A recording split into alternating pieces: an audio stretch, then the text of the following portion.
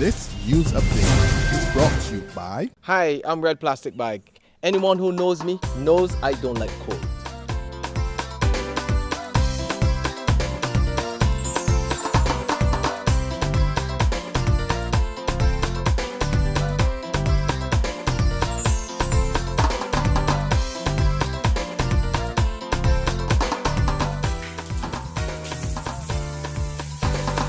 Sunshine reigns in my country. I love it. Get your sun power.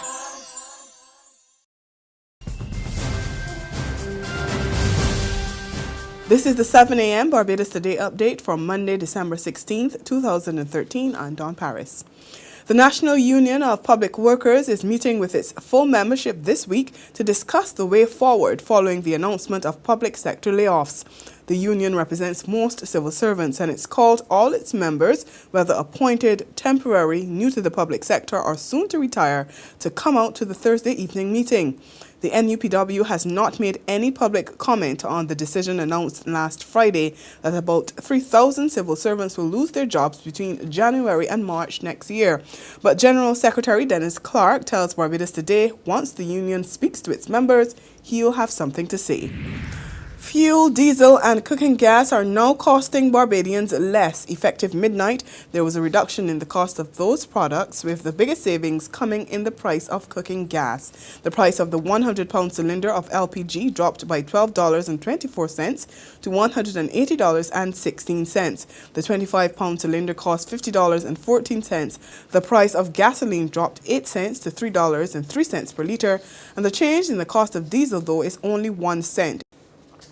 A veteran educator says it's time for children with special needs to be included in mainstream schools. As she retires from the profession after 40 years, Daphne Brown is insisting that while those children need special attention, they should be educated with others. Brown is the former principal of the Ann Hill School, which caters to secondary school-aged children with developmental delays and other disabilities. Although I work with special ed all my life, I still feel that it should not be segregated. Only the extreme cases.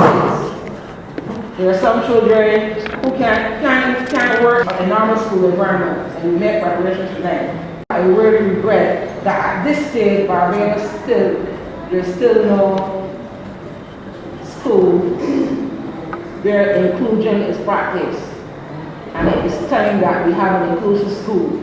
There's not need for one in every district or every parish, but I think we should have some inclusive schools.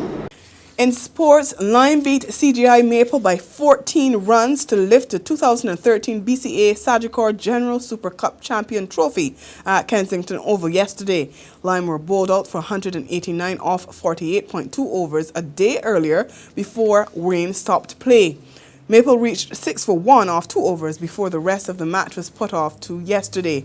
But set 190 to win, they were bowled out for 175 in 49.1 overs after starting the day on 6 for 1 off 2 overs. Man of the match was Lime captain Randy Thomas, who top scored with an unbeaten 72. There's regional and international news after this short break. McInerney Quality and Consolidated Finance invite you to trade in your old car for a new one.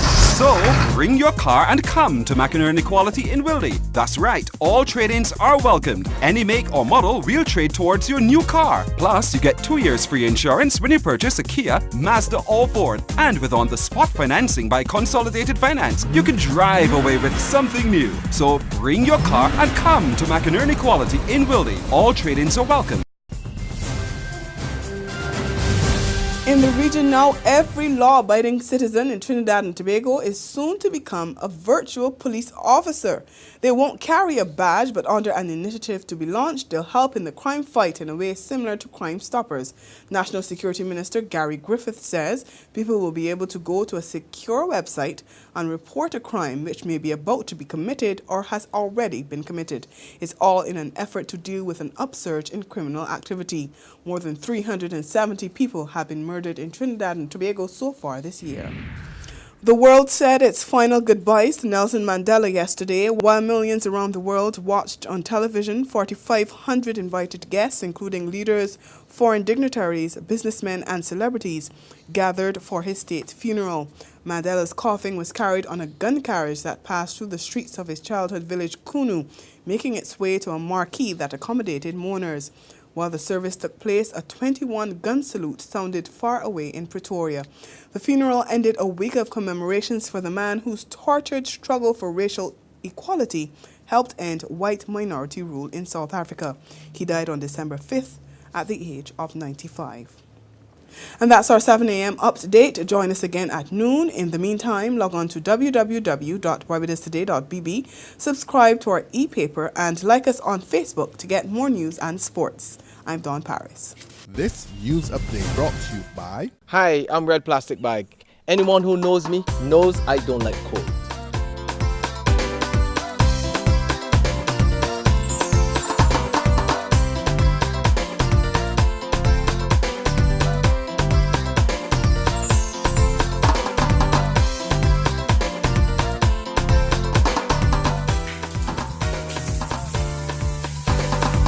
Sunshine reigns in my country. I love it.